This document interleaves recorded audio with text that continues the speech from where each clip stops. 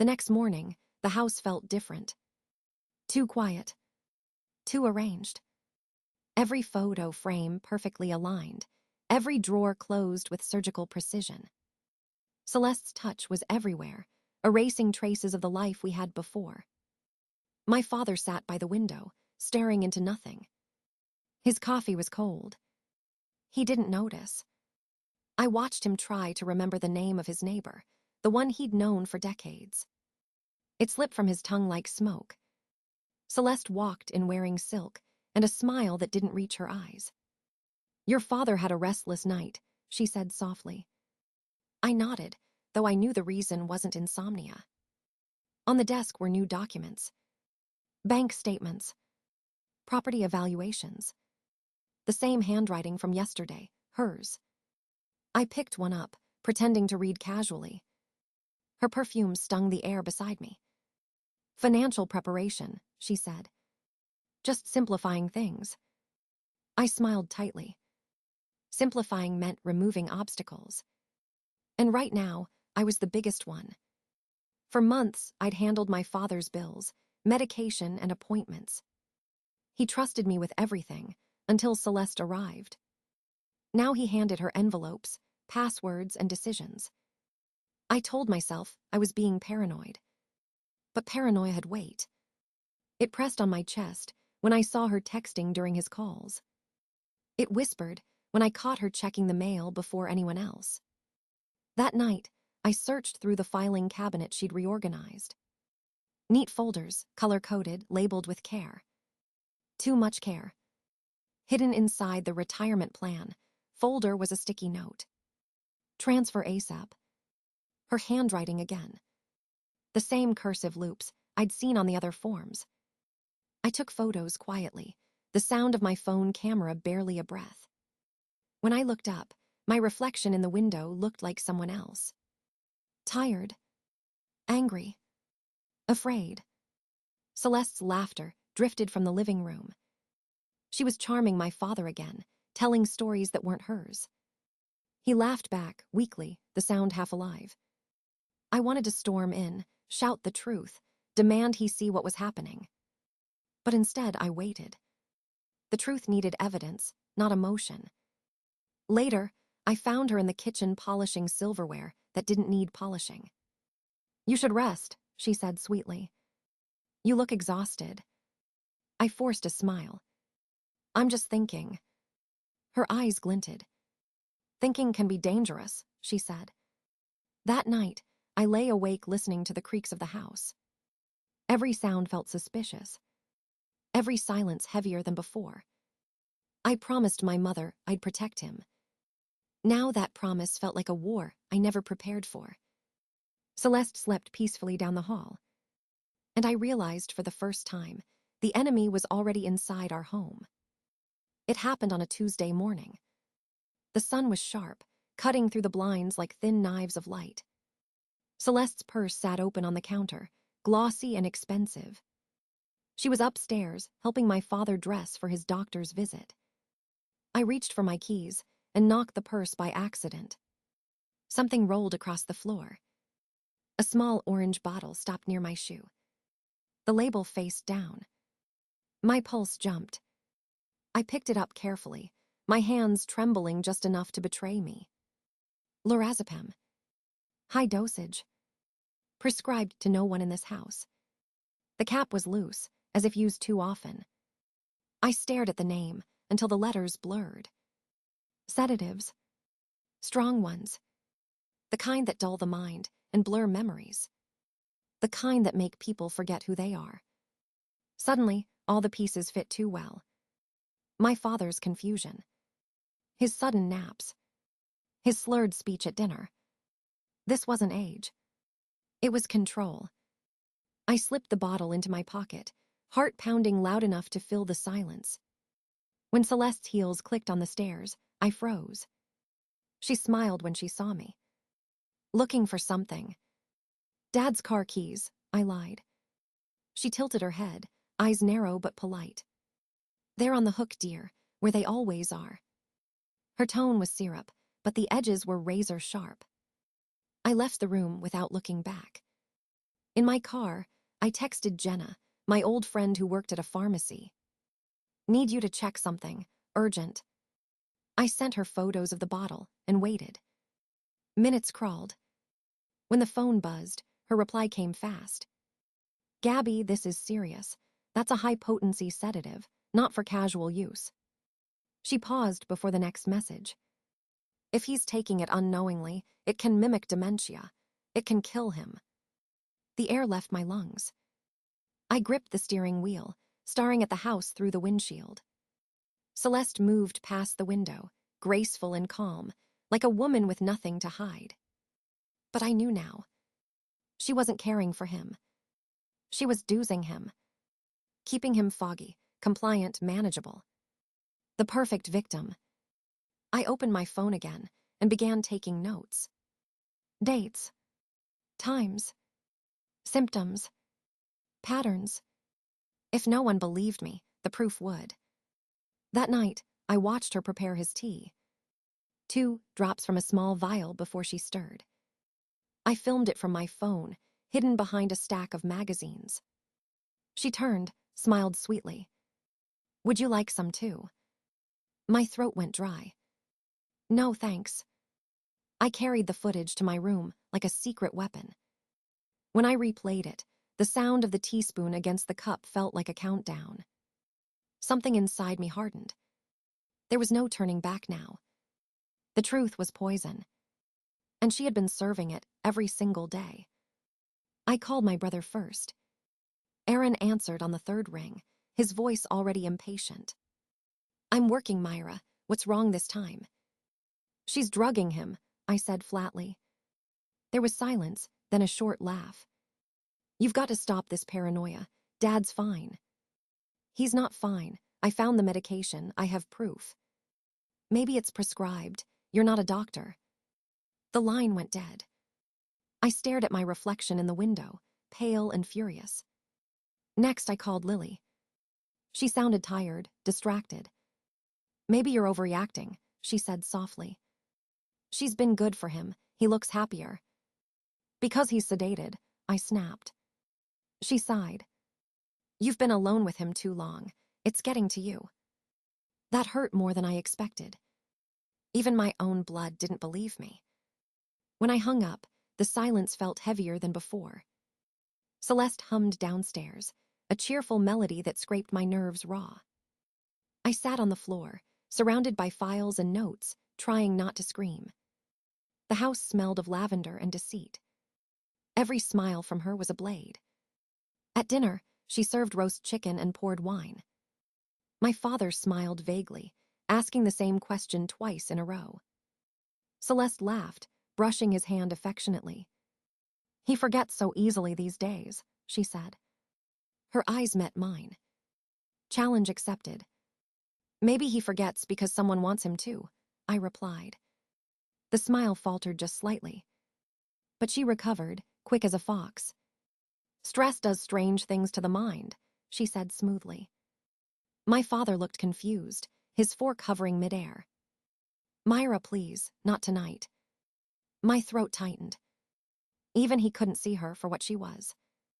Later that evening, I sat with him on the porch. He stared at the fading sunset. Distant. She takes good care of me, he said softly. I swallowed hard. She's changing you, Dad. He looked at me then, tired but gentle. You worry too much, like your mother. The words hit like a knife. That was what he used to say before she died. Now it sounded like a memory someone else had fed him. When he went to bed, I stayed outside, trembling with frustration. My phone buzzed. A message from Aaron. Let Celeste handle things. You've done enough. Done enough. The phrase echoed like a verdict. Inside, the lights dimmed one by one. Celeste moved through the house, her shadow crossing the walls like smoke. I heard her close my father's door, whispering something sweet before silence returned. I pressed my palms to my eyes, fighting the tears. They all wanted to believe the lie, because it was easier. But I'd seen the truth. And if no one stood with me, I would stand alone. Because promises, don't break just because the world stops listening. I made one to my mother. And I wasn't done yet. The next week blurred into quiet desperation. I stopped trying to argue with my siblings. Instead, I needed allies who understood evidence, not emotion. Dr. Kent was my first call. He'd treated my father for years, long before Celeste appeared. When I told him about the pills, his voice went low and serious. "Bring him in tomorrow," he said. Celeste resisted, of course. "He's tired," she insisted.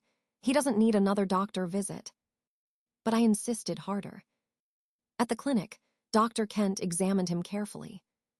Blood pressure, cognitive tests, everything recorded with meticulous care. When Celeste stepped out to answer a call, he leaned close to me. "This isn't dementia," he whispered. "He's being overmedicated. You were right." Relief and fury tangled inside my chest. He promised to document everything. That night, I emailed him copies of the photos, the prescriptions, the notes. Then I called my Uncle David, my mother's brother. He listened, without interrupting once. When I finished, he said only, "I'm driving down tomorrow." By noon the next day, his old truck pulled into the driveway. He hugged me tight, smelling of coffee and engine grease. "Your mother would never forgive me if I didn't help," he said. Together, we reviewed every piece of evidence. The financial statements, the footage from my phone, the timing of the pills. He asked sharp questions, the kind that cut through confusion. That evening, we installed small security cameras while Celeste was at her salon. One in the kitchen, one near my father's desk, another facing the medicine cabinet. Each linked to a cloud account only I could access. I slept with my laptop open beside me, the screen showing a grid of silent rooms. At midnight, the motion sensor blinked. Celeste entered the kitchen. She moved like a ghost, precise and calm. From her purse, she took 2 bottles. She poured pills from one to another, whispering numbers under her breath. 2 in the morning, 1 at lunch, maybe another before dinner. I watched, barely breathing. The next day, my father was groggy again. He forgot where his glasses were. He called me by my mother's name. The proof was right there on video. Uncle David clenched his jaw when I showed him. "We're dealing with elder abuse," he said flatly. "We'll need legal protection, power of attorney, documentation, everything." We met with a lawyer 2 days later. Her office smelled of paper and quiet judgment. She reviewed the footage and nodded. "This will hold up," she said. As we left, Uncle David put a hand on my shoulder. "You're not alone anymore, kid." For the first time in months, I believed him. The fear hadn't vanished, but it had formed now. A plan. A path forward. Celeste still smiled across the breakfast table the next morning. But I smiled back. Because now I had her cornered, and she didn't even know it yet. The plan began with a birthday invitation. My father's 72nd. Celeste loved attention, and I would give her plenty. We invited neighbors, old friends, even my siblings. Uncle David handled the legal side quietly. Dr. Kent prepared the medical reports. The lawyer arranged new documents, valid and binding. Everything was timed to the minute. By Saturday afternoon, the house was glowing with music and chatter. Celeste floated through the crowd in a silk dress, radiant and confident. Aaron stood beside her, pretending nothing was wrong. My father smiled weakly, unaware of the storm about to break. I poured drinks, watching them move like predators disguised as family. When the guests sat down for dinner, Aaron tapped his glass. "I have an announcement," he said. Celeste's hand rested on my father's arm. "Dad has decided to sell the house," Aaron continued. Gasps echoed across the table. I let the silence stretch before standing. "That's interesting," I said. "Because this house isn't his to sell anymore." Celeste laughed, a sharp sound. "Of course it is, dear. Don't make a scene. Uncle David rose beside me, placing a folder on the table. This, he said evenly, is a dual power of attorney signed last week. Every transaction now required both our signatures. Dr. Kent stepped forward next, his bow tie slightly askew. And these, he said, laying down the medical reports, show full cognitive recovery. My father looked around, confusion giving way to dawning realization. Celeste's smile cracked. Erin swallowed hard. Before she could speak, I connected my phone to the television. The footage filled the screen. Celeste in the kitchen at midnight, whispering dosage counts. Erin beside her, talking about selling the house and splitting profits. Gasps turned into murmurs. My father stared, speechless. That's not me, Celeste said quickly. Her voice shook. Dr. Kent corrected her gently. Lorazepam isn't a memory supplement, Mrs. Hale. It's a sedative. Erin stepped back, eyes darting to the door. Uncle David blocked his path. This is elder abuse and financial fraud, he said coldly. The lawyer approached, voice firm. The police have been notified. They'll be here shortly. Celeste's mask finally shattered. You think you've won, she hissed. You're nothing but a bitter little girl clinging to a dying man. My father stood then, steadier than I'd seen him in months. I'm her father, he said. And I'm not dying. I was drugged. He pulled off his wedding ring and set it on the table. Our marriage ends tonight. Celeste froze, then lunged for the door as sirens wailed outside. Erin followed, pale and shaking. 2 officers entered, calm and precise. Within minutes, they were gone, escorted out, handcuffed, silent. The room exhaled. Applause began quietly from the corner. My father turned to me, tears in his eyes. You saved me, he whispered. And for the first time, I believed it was finally over. 3 months passed before the house felt alive again. The air no longer carried tension, only quiet peace. My father woke early, made his own coffee, and remembered the news. His hands were steady now, his eyes clear. Dr. Kent called it recovery. I called it freedom. Every morning, sunlight hit the rose garden my mother once loved. He tended it again, humming softly under his breath. Sometimes he spoke to her photo on the porch. I'm still here, Liz, still trying. I'd moved my work online, balancing projects and caretaking with new rhythm. The silence was gentler now, no longer heavy with fear. Uncle David visited often, bringing groceries and stories. He teased my father, called him the toughest patient in town. Lily started visiting too, guilt still clinging to her voice. I should have listened, she whispered once. My father only smiled. We all hear when it's time, he said. One evening, we sat together at the kitchen table. The same spot where Celeste once planned her fraud. Now it smelled of apple pie and fresh coffee. The lawyer had closed the case. Celeste was serving time for fraud and abuse. Erin had disappeared, somewhere far enough to avoid the shame. Lily said she might apply for a teaching position nearby. Maybe she wanted to rebuild what we'd lost. I didn't stop her. I wanted a family again, even if it took time. My father looked healthier each day. He joined a bridge club, met old friends, laughed more often. Sometimes he'd touch the scar of memory gently. I lost months, he said once, but I got my daughter back. I didn't correct him. We both knew that was true. When Uncle David moved into a small condo 15 minutes away, it felt like another layer of safety, locking into place. Dr. Kent visited for dinner on Tuesdays, always bringing sparkling cider. They talked politics and the price of soil while I listened, grateful for noise. We started hanging new photos in the living room. Not to erase the past, but to reclaim it. My father placed my mother's picture beside mine. Side by side, he said, that's how it should be. The night air was cool as I closed the curtains. The house creaked softly, old but strong. No whispers behind closed doors anymore. Only breathing, laughter, and the hum of life returning. Before bed, my father looked at me, his voice low but firm. You kept your promise to your mother.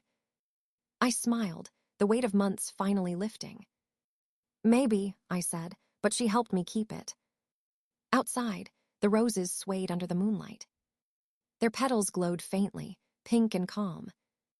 The same color my mother planted when love still lived here. Now it bloomed again, fierce and unafraid. And so did we.